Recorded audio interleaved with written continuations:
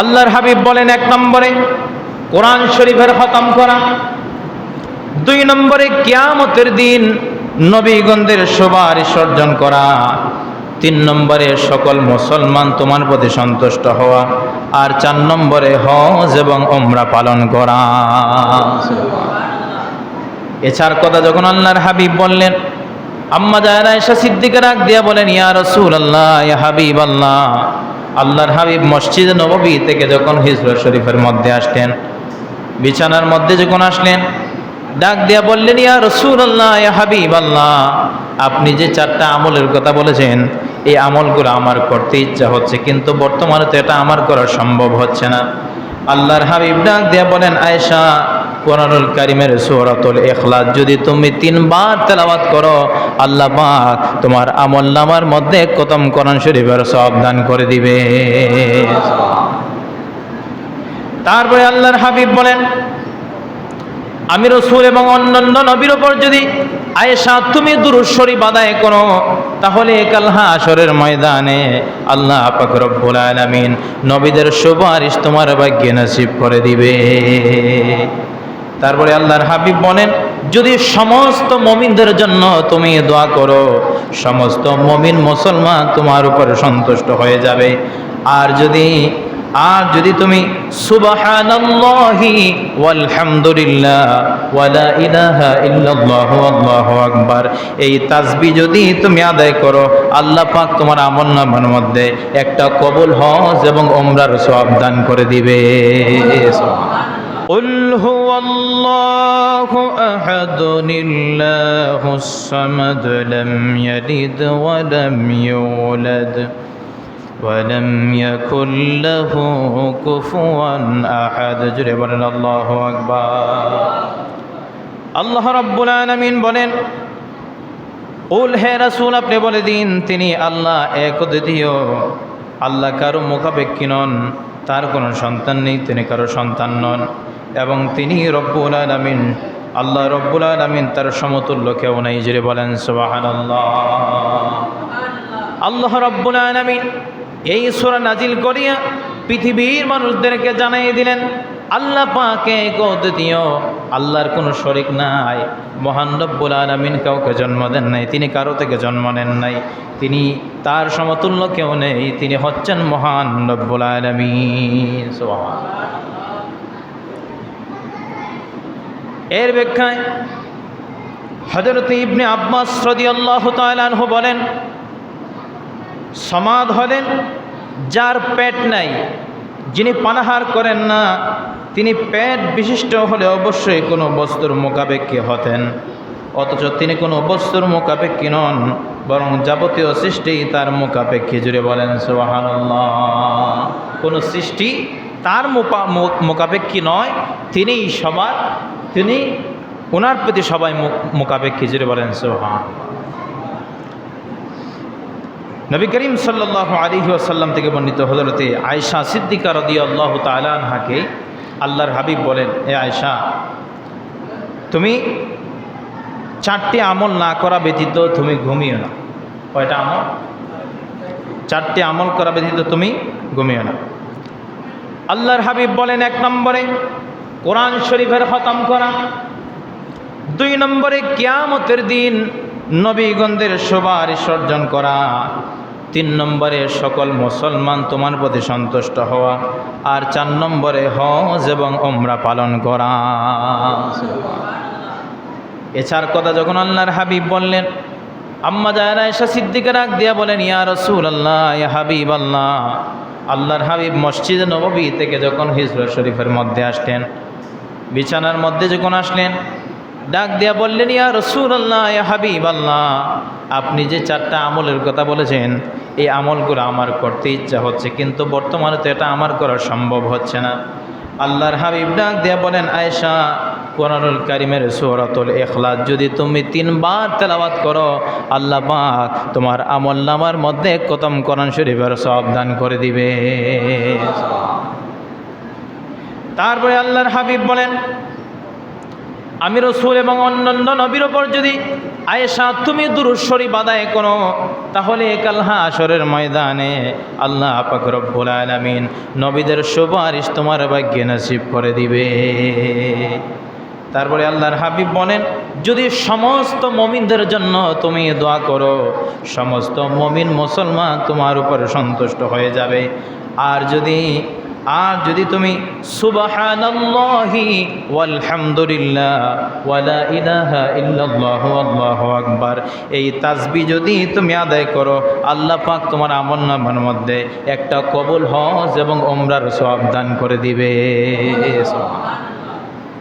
তাহলে দেখেন, আল্লাহর হাবিব যখন আমলের কথা বলেছেন, তখন কিন্তু আম্মাজান আয়েশা সিদ্দিকা, যিনি মহিলাদের মধ্যে সবচেয়ে বড় মুহাদ্দিস ছিলেন,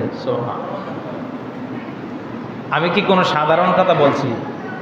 সমগ্র পৃথিবীর যত মহিলা আলেম, সমস্ত মহিলা আলেমের মধ্যে সবচেয়ে বড় মুহাদ্দিস যিনি ছিলেন, তিনি হযরতে আয়েশা সিদ্দিকা রাদিয়াল্লাহু তাআলা আনহা। জুড়ে বলেন সুবহান।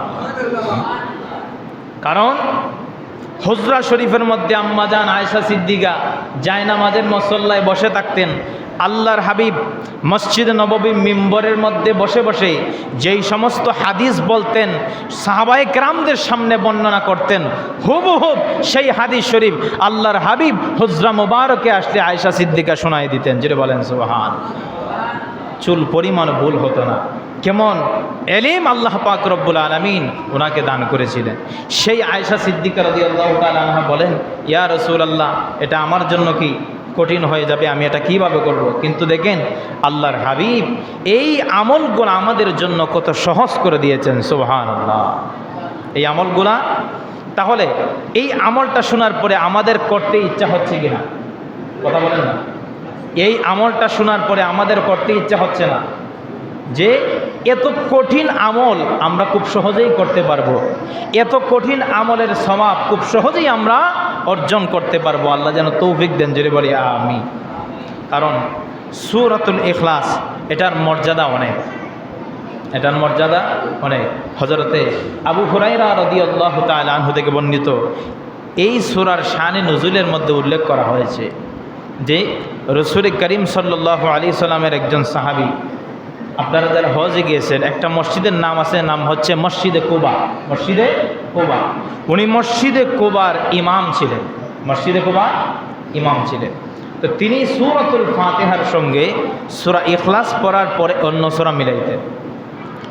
এইরকমভাবে তিনি দীর্ঘদিন নামাজ আদায় করেছেন। মুক্তাদি একদিন জিজ্ঞাসা করলেন, হুজুর, আপনি হয় সূরাতুল ইখলাস আগে পড়েন আর না হয় পরে অন্য কোনো সূরা মিলান, কিন্তু আপনি সূরাতুল ইখলাস পরে আপনি কেন অন্য সূরা মিলান? এটার কারণ কি? তো তিনি রাগান্বিত হয়ে গেলেন। রাগান্বিত হয়ে বললেন যে আপনার যদি ভালো না লাগে তাহলে বলেন, আপনাদের ইমামতি আমি ছেড়ে দিই। কথা বুঝতে পারছেন? আপনি যদি আমার কার্যকলাপ ভালো না লাগে তাহলে বলেন, আপনার মসজিদের ইমামতি আমি ছেড়ে দেব।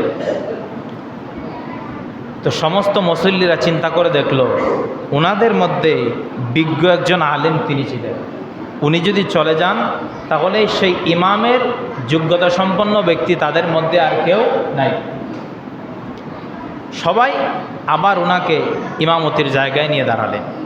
কিছুদিন পরে হুজুর আকরাম সাল্লাল্লাহু আলাইহি ওয়াসাল্লাম মসজিদে কুবার মধ্যে আসলেন। সমস্ত মুসল্লিরা হুজুরের কাছে গেলেন, ইয়া রাসূলুল্লাহ, আমাদের ইমাম এরকম এরকম করেছে। হুজুর ডাকলেন যে তুমি এরকমটা করেছে কেন?